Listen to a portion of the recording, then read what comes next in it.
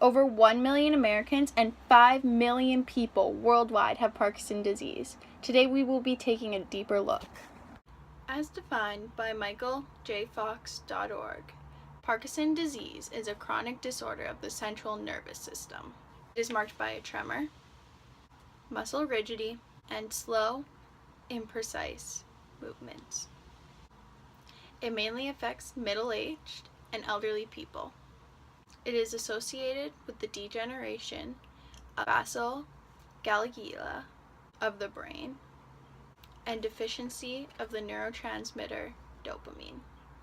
This documentary will look at the history and treatment opportunities of Parkinson's disease. We will also have an interview with Elaine Gilbert about her and her husband, Malcolm. Both have been diagnosed with Parkinson's disease, and Malcolm now has dementia Parkinson. In 1817, a London physician named James Parkinson wrote a book called An Essay on the Shaking Palsy. At the time, this is what Parkinson was known as.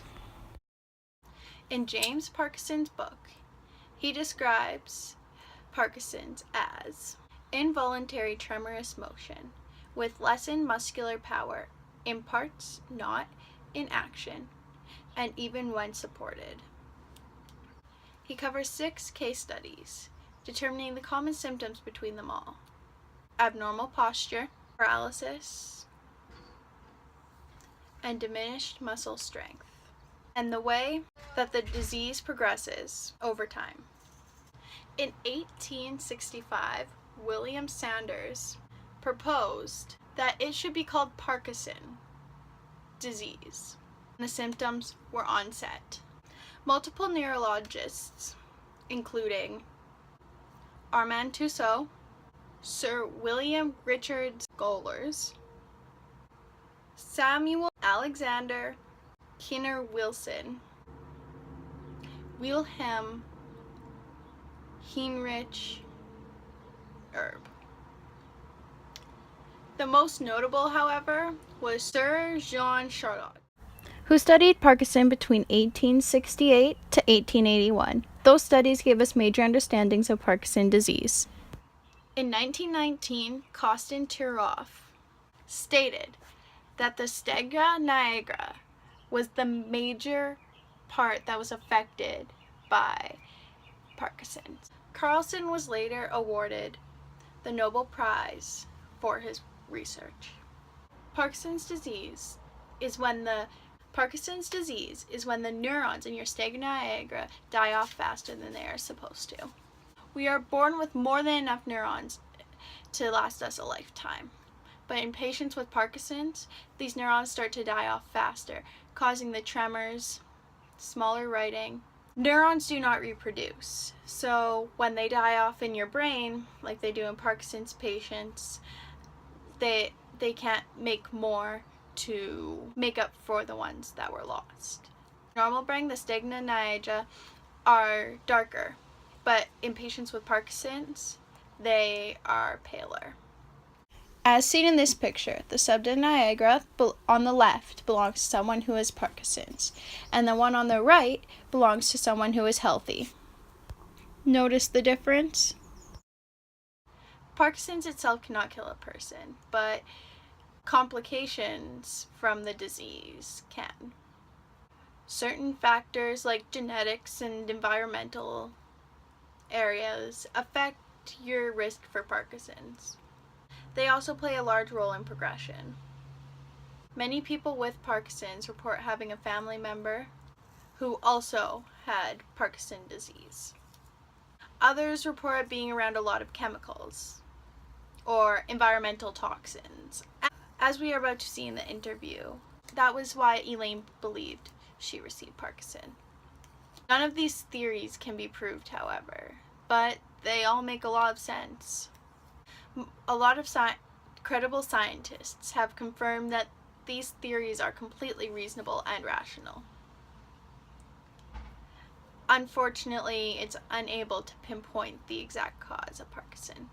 Symptoms of this disease include slowness of movement, a resting tremor, standing or balancing, decline in the ability to multitask, depression or anxiety, sleeping problems, low blood pressure, constipation, problems with speech and swallowing, unexplained pains, drooling, loss of smell, and smaller writing. Treatments may vary depending on how far the Parkinson's has progressed in each person. Normally, the first step is what's known as home treatment. Home treatment is when you do things at home, like change your diet or exercise more. The next step is medication. As we heard from Elaine, she's taken medication, so is Malcolm, and she's considering medical marijuana. There are other medicines you can take, such as Levoda or gait and balance medicines, but so far for Elaine, none of these have really helped. Finally, there's deep brain stimulation. Malcolm has received deep brain stimulation, but it hasn't gone the greatest for him. It caused dementia Parkinson, which caused him to receive dementia as well as having his Parkinson's disease. We heard from Elaine that it hasn't worked the greatest. Either he still has a really bad tremor, or he's unable to do stuff on his own as he normally would have. Deep brain stimulation is a brain surgery, so obviously things can go wrong and it is very dangerous. What happens is they implant a medical device called a neurostimulator or a brain pacer. This device sends out electrical impulses to enhance movement and supply dopamine. Malcolm had to be moved to Sherbrooke Community Center after his dementia Parkinson got too bad. He was no longer able to care for himself, and Elaine was no longer able to care for him. This is hard on both parties. I have heard from other sources that their deep brain stimulation, or DBS, has helped them significantly. They can now do things without the tremor that they were able to do before, or their tremor has been downsized, so it's not their whole body shaking anymore, it's just their hand. Personally, I think whatever works for you. I've learned so much from this, doing all this research and stuff, and I'm able to understand what is happening to the people I love. So my focus question was, what is Parkinson's?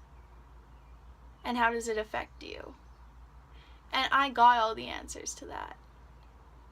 Elaine said that it was almost like Malcolm knew something was wrong before the tremor even started, with anxiety, and he became paranoid.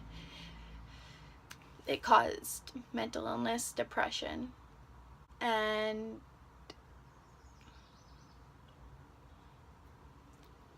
they are obviously still looking for a cure for Parkinson's, as they are with any chronic illness. If you would like to donate, you can go to www.parkinson.org and go down to the donate button. The major lift, the baffled king composes it.